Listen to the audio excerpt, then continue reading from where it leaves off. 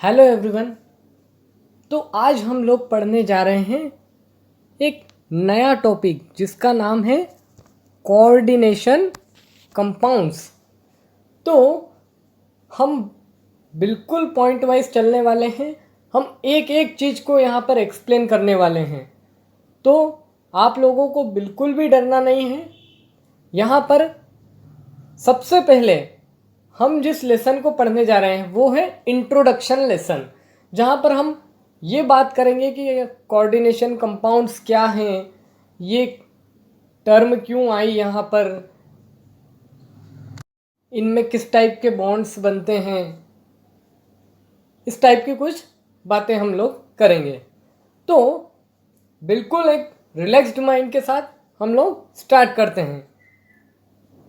तो सबसे पहली बात, कोऑर्डिनेशन मतलब यहाँ पर इन कंपाउंड्स में किस टाइप का बॉन्ड बनता है, कोऑर्डिनेशन बॉन्ड बनता है। कोऑर्डिनेशन बॉन्ड्स के बारे में तो सभी लोग जानते हैं कि यहाँ पर एक एक इलेक्ट्रॉन दोनों एटम शेयर ना करते हुए दोनों इलेक्ट्रॉन कोई एक एटम डोनेट करता है। क्लियर है। अब ये कोऑर्डिनेशन बॉन्ड किस किस के बीच में बनेगा, तो यहाँ पर ये बॉन्ड बनेगा मेटल और लिगेंड के बीच में। तो अब बात उठती है कि इन दोनों में से डोनेट कौन करेगा इलेक्ट्रॉन्स को। तो देखिए यहाँ पे जो ये लिगेंड होते हैं ये लुईस बेस का काम करते हैं। लुईस बेस मतलब जो इलेक्ट्रॉन पेयर को डोनेट करें। ठीक है। तो यहाँ पर लिगेंड इलेक्ट्रॉन पेयर डोनर होंगे और मेटल्स जो होंगे वो लुईस एसिड का काम करेंगे जो कि इलेक्ट्रॉन पेयर को एक्सेप्ट करेंगे। ये इलेक्ट्रॉन पेयर एक्सेप्टर हो जाएंगे।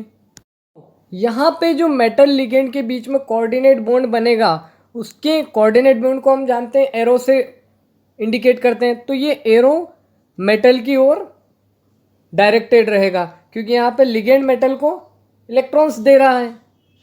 अब ये मेटल्स क्यों इलेक्ट्रॉन्स एक्सेप्ट कर रहे हैं, क्यों ये लुईस एसिड का काम कर रहे हैं, तो देखिए एक एग्जांपल लेते हैं। जैसे यहाँ पर मेटल्स हैं आयरन, निकल और कोबाल्ट।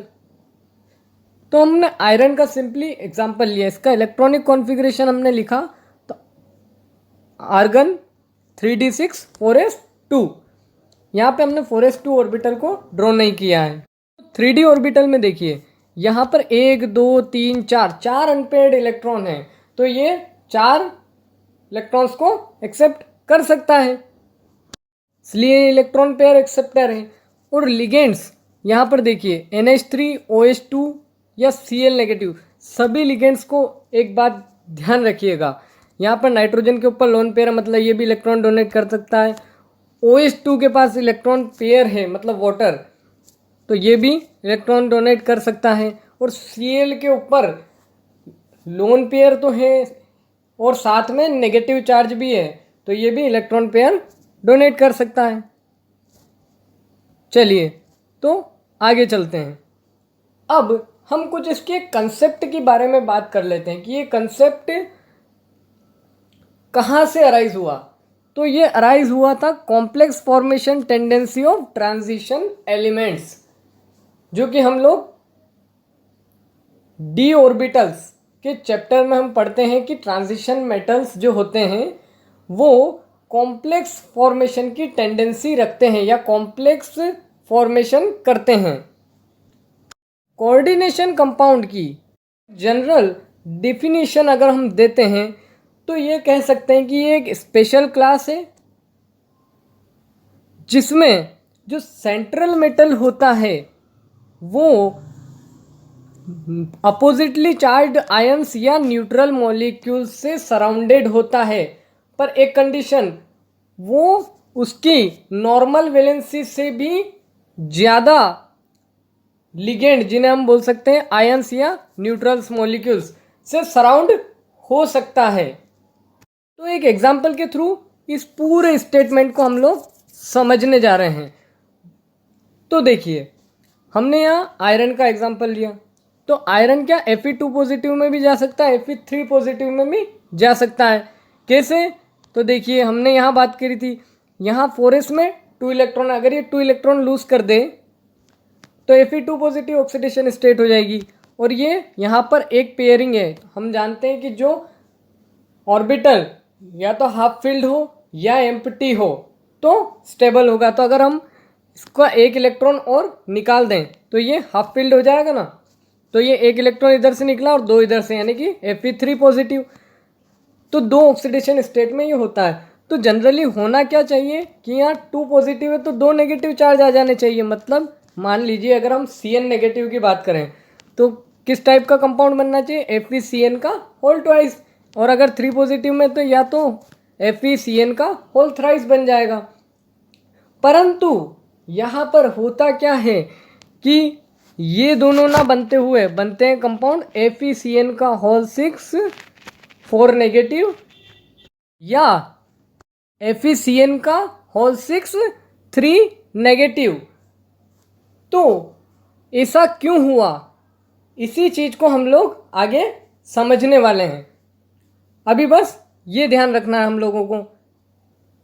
तो ये पूरी बात सभी को समझ में आती है, ठीक है। अब यहाँ जो 2 टर्म हमने यूज करी थी, अपोजिटली चार्ज आयंस और न्यूट्रल मॉलिक्यूल्स की, इस चीज को हम लोग समझते हैं। तो अगर हम इस केस में देखें तो ये Cn के ऊपर चार्ज क्या होता है, नेगेटिव होता है ना।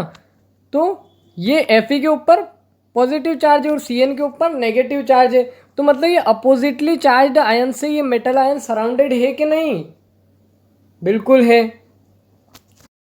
अगले केस में देखिए, यहाँ पर भी ये Fe अपोजिटली चार्ज्ड आयन से सराउंडेड है।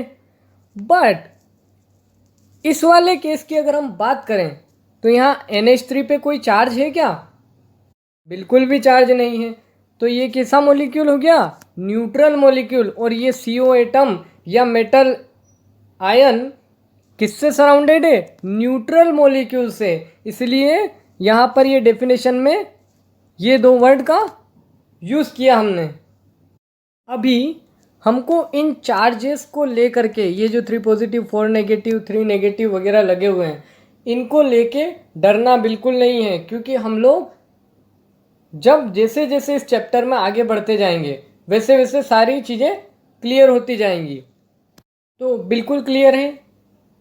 अब हम लोग मिलेंगे नेक्स्ट लेसन्स में, जहाँ पर हम लोग बात करेंगे simple salt, double salt and coordination salt या कंपाउंड्स के बारे में, कि कैसे ये कोऑर्डिनेशन कंपाउंड्स सिंपल सॉल्ट या डबल सॉल्ट से डिफरेंट हैं।